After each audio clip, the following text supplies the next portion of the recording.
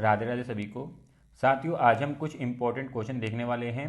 न्यायालय से संबंधित, सुप्रीम कोर्ट और हाई कोर्ट से संबंधित कुछ क्वेश्चन हैं जो हर साल एग्जाम में पूछे जाते हैं। और ये क्वेश्चन जो हैं आपको बहुत हेल्प करेंगे अपकमिंग गवर्नमेंट एग्जाम के लिए। तो ध्यानपूर्वक पूरी वीडियो को देख लेना, अंत तक देख लेना, ताकि किसी भी प्रकार का क्वेश्चन न्यायालय संबंधित बने तो आप आराम से कर सकें। ठीक है। अगर आप चैनल पर नए हैं, चैनल को सब्सक्राइब जरूर कर लेना, बेल आइकन क्लिक कर लेना, ताकि आपके पास सारे नोटिफिकेशन टाइम टू टाइम पहुंचते रहें। और अगर आपको डेली न्यूज़पेपर चाहिए तो मैंने एक व्हाट्सअप चैनल बना रखा है, जिसका लिंक आपको डिस्क्रिप्शन में मिल जाएगा, ज्वाइन कर लेना, जहाँ पे मैं डेली न्यूज़पेपर साथ में अदर स्टडी मटेरियल भी डाल देता हूँ। चलते हैं क्वेश्चन की तरफ। क्वेश्चन नंबर 1 है, इंपॉर्टेंट क्वेश्चन है, मार्क कर लेना। भारत के मुख्य न्यायाधीश की नियुक्ति कौन करता है? तो भारत के मुख्य न्यायाधीश की नियुक्ति राष्ट्रपति करता है। ऑप्शन डी इसका राइट आंसर है। क्वेश्चन नंबर 2 है और वेरी वेरी इंपॉर्टेंट क्वेश्चन है, मार्क कर लेना इसको। स्वतंत्रता के बाद निम्न में से किस वर्ष भारत का सर्वोच्च न्यायालय अस्तित्व में आया था? तो स्वतंत्रता के बाद 1950 में भारत का सर्वोच्च न्यायालय अस्तित्व में आया था। ऑप्शन सी इसका राइट आंसर है। क्वेश्चन नंबर 3 है, निम्नलिखित में से सबसे पुराना उच्च न्यायालय कौन सा है? तो सबसे पुराना उच्च न्यायालय है कलकत्ता उच्च न्यायालय। ऑप्शन बी इसका राइट आंसर है। क्वेश्चन नंबर 4 है, उच्च न्यायालय के न्यायाधीशों की सेवानिवृत्ति की आयु क्या है? तो उच्च न्यायालय के न्यायाधीशों की सेवानिवृत्ति की आयु 62 वर्ष है। ऑप्शन बी इसका राइट आंसर है। क्वेश्चन नंबर 5 है, निम्नलिखित में से कौन तेलंगाना की पहली महिला मुख्य न्यायाधीश है? तो तेलंगाना की पहली मुख्य न्यायाधीश महिला हीमा कोहली है। ऑप्शन सी इसका राइट आंसर है। क्वेश्चन नंबर 6 है, इंपॉर्टेंट क्वेश्चन है, मार्क कर लेना। भारतीय संविधान के अनुसार डैश के आदेश के बगैर सर्वोच्च न्यायालय के न्यायाधीश को पद से हटाया नहीं जा सकता। तो राष्ट्रपति के आदेश के बगैर सर्वोच्च न्यायालय के न्यायाधीश को पद से नहीं हटाया जा सकता। ऑप्शन ए इसका राइट आंसर है। क्वेश्चन नंबर 7 है, भारत के सर्वोच्च न्यायालय की स्थापना कब हुई थी? तो भारत के सर्वोच्च न्यायालय की स्थापना 26 जनवरी 1950 को हुई थी। ऑप्शन डी इसका राइट आंसर है। क्वेश्चन नंबर 8 है, 1862 में उच्च न्यायालय की स्थापना पहले कहाँ की गई थी? तो 1862 में उच्च न्यायालय की स्थापना पहले मद्रास में की गई थी। ऑप्शन ए इसका राइट आंसर है। क्वेश्चन नंबर 9 है, वेरी वेरी इंपॉर्टेंट क्वेश्चन है, मार्क कर लेना इसको भी। दो राज्यों के बीच विवाद सर्वोच्च न्यायालय के किस अधिकार क्षेत्र में आता है? तो सर्वोच्च न्यायालय के मौलिक अधिकार क्षेत्र में आता है दो राज्यों के विवाद। तो ऑप्शन डी इसका राइट आंसर है। काफी इंपॉर्टेंट है, मार्क कर लेना इसको। क्वेश्चन नंबर 10 है और वेरी वेरी इंपॉर्टेंट क्वेश्चन है, मार्क कर लेना इसको। भारत के उच्चतम न्यायालय की केंद्र और राज्यों के बीच विवादों के निर्णय की शक्ति किसके अधीन आती है? तो ये अधीन आती है उच्चतम न्यायालय के मूल क्षेत्राधिकारिता के। ऑप्शन बी इसका राइट आंसर है। तो इंपॉर्टेंट है, ध्यान रखना ये। ठीक है। क्वेश्चन नंबर 11 है, उच्चतम न्यायालय की मूल अधिकारिता के अंतर्गत क्या शामिल है? तो उच्चतम न्यायालय के मूल अधिकारिता के अंतर्गत शामिल है भारत संघ की विभिन्न यूनिटों के बीच विवाद। ऑप्शन सी इसका राइट आंसर है। इंपॉर्टेंट क्वेश्चन है, किसी प्रकार से घुमा के पूछ सकते हैं, तो इसको मार्क कर लेना। क्वेश्चन नंबर 12 है, ये भी इंपॉर्टेंट क्वेश्चन है, मार्क कर लेना इसको भी। पीआईएल का पूर्ण रूप क्या है? तो पीआईएल का पूर्ण रूप है public interest litigation. Option A इसका राइट आंसर है। काफी इंपॉर्टेंट है और काफी बारी पूछ लेते एग्जाम के अंदर ये। क्वेश्चन नंबर 13 है, न्यायालय में निष्पक्ष मुकदमों के लिए भारतीय संविधान 3 अधिकारों की व्यवस्था करता है। निम्नलिखित में से कौन सा उन 3 अधिकारों में से एक नहीं है? तो आपको बताना है वो 3 अधिकारों में से कौन सा एक नहीं है दिए गए विकल्प में। तो यहाँ पे जो राइट आंसर है वो ऑप्शन बी वाला, भारत में पैदा हुए किसी भी व्यक्ति पर विदेशी कानूनों के तहत सुनवाई नहीं की जाएगी। ये 3 अधिकारों में से एक नहीं है। ऑप्शन बी इसका राइट आंसर है।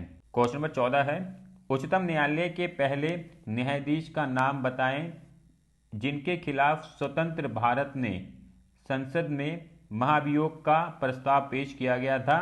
तो वो कौन से न्यायाधीश थे, उनका नाम क्या था? तो उनका नाम था जस्टिस वी रामास्वामी। इनके खिलाफ संसद में महाभियोग प्रस्ताव पेश किया गया था। ऑप्शन बी इसका राइट आंसर है। क्वेश्चन नंबर 15 है, लोक अदालतें किसके अधीन बनाई गई हैं? तो लोक अदालतें विधिक सेवा प्राधिकरण अधिनियम के अधीन बनाई गई हैं। ऑप्शन बी इसका राइट आंसर है। क्वेश्चन नंबर 16 है, न्यायाधीश कब तक पद पर बने रह सकते हैं? तो न्यायाधीश सेवानिवृत्त होने तक पद पर बने रह सकते हैं। ऑप्शन ए इसका राइट आंसर है। क्वेश्चन नंबर 17 है, भारत के संविधान का कौन सा अनुच्छेद सर्वोच्च न्यायालय के न्यायाधीशों को हटाने की प्रक्रिया का निर्धारण करता है? तो यह अनुच्छेद है 124 के तहत सर्वोच्च न्यायालय के न्यायाधीशों को हटाने की प्रक्रिया का निर्धारण करता है। ऑप्शन बी इसका राइट आंसर है। क्वेश्चन नंबर 18 है, निम्नलिखित में से कौन सा न्यायालय किसी अदालत का मुकदमा अपने पास मंगवा सकता है? तो भारत का सर्वोच्च न्यायालय किसी भी अदालत का मुकदमा अपने पास मंगवा सकता है। ऑप्शन ए इसका राइट आंसर है और इंपॉर्टेंट है, ध्यान रखना है आपको ये। क्वेश्चन नंबर 19 है, निम्नलिखित में से कौन सा अनुच्छेद उच्चतम न्यायालय की स्थापना और गठन से संबंधित है? तो ये अनुच्छेद है 124। ऑप्शन बी इसका राइट आंसर है। क्वेश्चन नंबर 20 है, न्यायपालिका का स्वतंत्रता का अर्थ निम्नलिखित में से डैश को छोड़कर सभी होता है? तो उत्तरदायित्व का अभाव को छोड़ के बाकी सभी दिए गए विकल्प न्यायपालिका का स्वतंत्रता का अर्थ है। ऑप्शन सी इसका राइट आंसर है। क्वेश्चन नंबर 21 है, भारत के राज्यों में जिला न्यायाधीशों की नियुक्ति उच्च न्यायालय इनके परामर्श से की जाती है? तो ये परामर्श होता है राज्यपाल का। ऑप्शन सी इसका राइट आंसर है। क्वेश्चन नंबर 22 है, भारत के एक उच्च न्यायालय के मुख्य न्यायाधीश को हटाने का पहला प्रस्ताव वर्ष डैश में शुरू किया गया था? तो ये वर्ष था 1991 में उच्च न्यायालय के मुख्य न्यायाधीश को हटाने का पहला प्रस्ताव शुरू किया गया था। ऑप्शन सी इसका राइट आंसर है। क्वेश्चन नंबर 23 है और ये क्वेश्चन 22 से संबंधित है। सर्वोच्च न्यायालय के न्यायाधीशों को हटाने के लिए 108 सांसद सदस्यों द्वारा हस्ताक्षरित प्रस्ताव पहली बार किस वर्ष लाया गया था? तो ये लाया गया था 1991 में। ऑप्शन ए इसका राइट आंसर है। क्वेश्चन नंबर 24 है, भारत के उच्चतम न्यायालय के लिए निम्नलिखित में से क्या सही है? तो भारत के उच्चतम न्यायालय के लिए संघीय न्यायालय, अपीलीय न्यायालय, संविधान का रक्षक। ऑप्शन डी इसका राइट आंसर है। ये तीनों ही उच्चतम न्यायालय के लिए सही हैं। चलते हैं नेक्स्ट क्वेश्चन की तरफ। क्वेश्चन नंबर 25 है, अधीनस्थ न्यायालयों का पर्यवेक्षक कौन करता है? तो अधीनस्थ न्यायालयों का पर्यवेक्षक उच्च न्यायालय करता है। ऑप्शन सी इसका राइट आंसर है। क्वेश्चन नंबर 26 है, इंपॉर्टेंट क्वेश्चन है, मार्क कर लेना। निम्नलिखित में से किसका संबंध उच्चतम न्यायालय की सलाहकार अधिकारिता से है? तो उच्चतम न्यायालय की सलाहकार अधिकारिता का संबंध राष्ट्रपति से होता है। कभी भी राष्ट्रपति को किसी भी कानून से संबंधित या किसी तथ्य से संबंधित कोई राय मांगनी हो तो वो फिर उच्चतम न्यायालय की सलाहकार अधिकारिता से बात करता है, उनसे सलाह लेता है। तो इसका राइट आंसर है ऑप्शन सी। ठीक है, चलते हैं नेक्स्ट क्वेश्चन की तरफ। क्वेश्चन नंबर 27 है, भारतीय संविधान का अनुच्छेद 231 एक साझा उच्च न्यायालय की दो या दो से अधिक राज्यों के लिए स्थापना किससे संबंधित है? तो ये संबंधित है राज्य सरकार से। ऑप्शन ए इसका राइट आंसर है। क्वेश्चन नंबर 28 है, उस प्रथम महिला का नाम बताएं जो भारत की किसी राज्य के उच्च न्यायालय की मुख्य न्यायाधीश बनी थी? तो इनका नाम है लीला सेठ। लीला सेठ जो है हिमाचल प्रदेश में उच्च न्यायालय की मुख्य न्यायाधीश बनी थी। इंपॉर्टेंट है, ध्यान रखना है आपको। ऑप्शन बी इसका राइट आंसर है। क्वेश्चन नंबर 29 है, वेरी वेरी इंपॉर्टेंट क्वेश्चन है, मार्क कर लेना। दिल्ली उच्च न्यायालय की पहली महिला न्यायाधीश कौन थी? तो दिल्ली उच्च न्यायालय की पहली महिला न्यायाधीश लीला सेठ थी। ऑप्शन सी इसका राइट आंसर है। लीला सेठ हिमाचल प्रदेश की भी पहली मुख्य न्यायाधीश थी और दिल्ली की भी ये पहली मुख्य न्यायाधीश थी। 1978 में ये दिल्ली की मुख्य न्यायाधीश बनी थी। काफी इंपॉर्टेंट है, ध्यान रखना है आपको ये। क्वेश्चन नंबर 30 है, इंपॉर्टेंट क्वेश्चन है, मार्क कर लेना इसको भी। निम्नलिखित में से एक विकल्प को छोड़कर बाकी सभी लोक अदालत के लक्ष्य हैं, वह विकल्प क्या है? तो वह विकल्प है आम आदमी के हाथों में शासन करने का अधिकार सौंपना।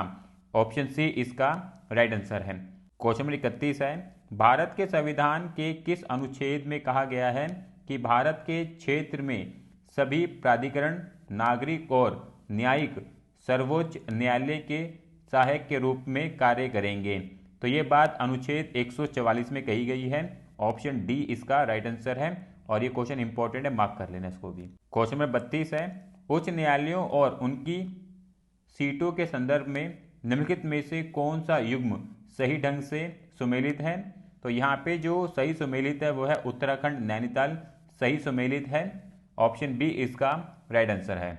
गुजरात की जो पीठासीन है वो अहमदाबाद के अंदर है, गांधीनगर में नहीं है। उत्तराखंड की नैनीताल में है। उड़ीसा की कटक के अंदर है। पीठासीन कहाँ पे? उच्च न्यायालय की कटक के अंदर है। वहीं पे मध्य प्रदेश की पीठासीन जो है जबलपुर में है। ध्यान रखना है आपको ये, ठीक है। चलते हैं नेक्स्ट क्वेश्चन की तरफ। क्वेश्चन नंबर 33 है और वेरी वेरी इंपॉर्टेंट क्वेश्चन है, इसको मार्क कर लेना। इस तरह के क्वेश्चन काफ़ी ज़्यादा पूछे जाते हैं। भारत के सर्वोच्च न्यायालय द्वारा की गई व्याख्या के अनुसार फोन कॉल का दोहन यानी कि टैपिंग संविधान के अनुच्छेद डैश में प्रदान किए गए मौलिक अधिकार का उल्लंघन करता है। कौन सा वो मौलिक अधिकार है? तो वो मौलिक अधिकार है 21 का ये उल्लंघन करता है। अगर कोई भी आपके फ़ोन टैपिंग करता है तो ये आपका मौलिक अधिकार का उल्लंघन है। अनुच्छेद 21 का ये उल्लंघन माना जाता है, ठीक है। क्वेश्चन नंबर 34 है, भारत में सबसे बड़ा अपीलीय न्यायालय कौन सा है? तो भारत में सबसे बड़ा अपीलीय न्यायालय उच्चतम न्यायालय है। ऑप्शन सी इसका राइट आंसर है। क्वेश्चन नंबर 35 है, भारत के उच्चतम न्यायालय द्वारा दिए गए निर्णय डैश पर बाध्यकारी हैं? तो ये बाध्यकारी हैं भारत में सभी न्यायालयों पर। ऑप्शन डी इसका राइट आंसर है। क्वेश्चन नंबर 36 है, इंपॉर्टेंट क्वेश्चन है, मार्क कर लेना, काफी पूछ लेते हैं। स्वतंत्र भारत के पहले मुख्य न्यायमूर्ति कौन थे? तो स्वतंत्र भारत के पहले मुख्य न्यायमूर्ति हरिलाल जे कानिया थे। ऑप्शन डी इसका राइट आंसर है। क्वेश्चन नंबर 37 है, निम्नलिखित में से कौन सा अनुच्छेद सर्वोच्च न्यायालय की आनुषांगिक शक्तियों से संबंधित है? तो ये संबंधित है अनुच्छेद 140 से। ऑप्शन बी इसका राइट आंसर है, ठीक है साथियों। तो यहाँ पे हमने सुप्रीम कोर्ट और हाई कोर्ट से संबंधित इंपॉर्टेंट क्वेश्चन देख लिए हैं। तो इस वीडियो को ध्यानपूर्वक 1 से 2 बार देख लेना। तो कभी भी सुप्रीम कोर्ट और हाई कोर्ट से संबंधित कोई क्वेश्चन बनता है तो आप आसानी से कर पाएंगे। तो ध्यानपूर्वक इस वीडियो को देख लेना।